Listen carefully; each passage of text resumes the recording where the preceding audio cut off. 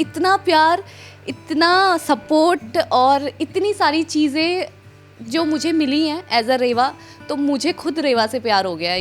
हम लोगों को बहुत पेशेंटली काम करना पड़ता है इस इंडस्ट्री में, क्योंकि कभी काम है कभी नहीं है, सबका टाइम आता है, सबका टाइम आता है।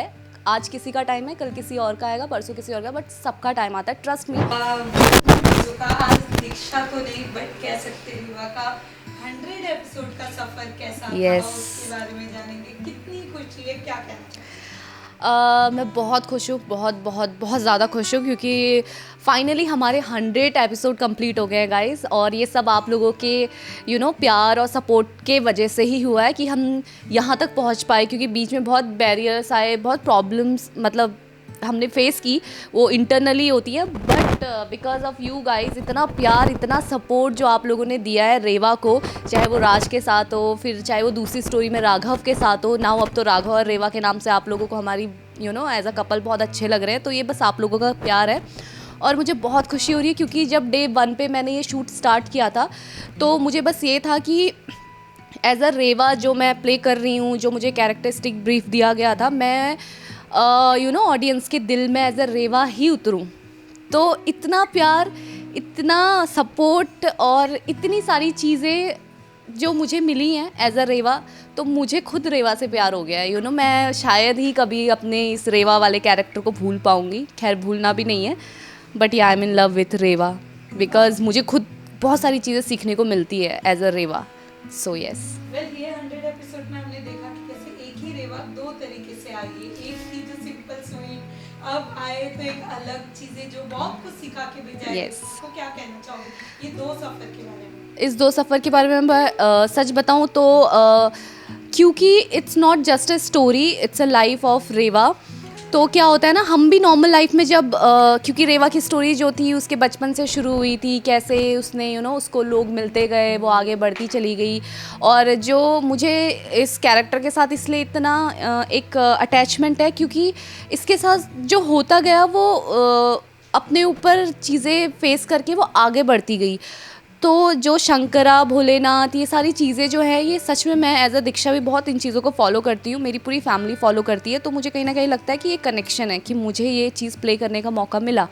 और मेरा एज अ दीक्षा भी बहुत ट्रस्ट है गॉड में, भगवान में। मुझे लगता है कि कर्म करो और फल की चिंता मत करो, जैसे कि मेरे मॉम डैड ने सिखाया है। तो रेवा का भी वही है कि कर्म करो और अच्छे कर्म करो, फल की चिंता मत करो। तो जब मैंने प्ले किया था, तो वहाँ पे जो मेरी स्टोरी थी, क्योंकि जैसे मैंने कहा कि रियल लाइफ में भी होता है, हम जब इनिशियल टाइम पे घर से बाहर निकलते हैं या नॉर्मल अपने घर पे भी होते हैं, तो हम कुछ डिफरेंट होते हैं। फिर आगे जैसे जैसे वक्त बीतता है, हम आगे बढ़ते जाते हैं, खुद एक इंडिविजुअल इंसान भी पीछे पलट के देखता है, तो ऐसा लगता है यार तब मैं कैसा था, मैं कैसी थी, नाउ लुक एट मी, अभी क्या चीज़ें हो गई हैं। फिर समझ भी आता है कि किस वजह से या क्या सिचुएशन थी, क्या हालात थे कि हम ऐसे हो गए हैं, अच्छे वे में, बुरे वे में, जो भी है। और स्ट्रॉन्ग बन जाते हैं, इंडिपेंडेंट हो जाते हैं, कॉन्फिडेंट हो जाते हैं। तो जो ये रेवा की पूरी जर्नी है, ये मुझे लगता है दीक्षा तो पैकअप के बाद हो जाती है। इवन अब जब छुट्टी भी नहीं मिलती तो मुझे लगता है मैं रेवा ही बन चुकी हूँ इन रियल लाइफ। मेरे काफ़ी फ्रेंड्स मुझे टीज़ भी करते हैं कि ये तू रेवा वाली हरकतें कर रही है, अब तू रेवा वाली हरकतें कर रही है। So yes, Reva is very close to my heart.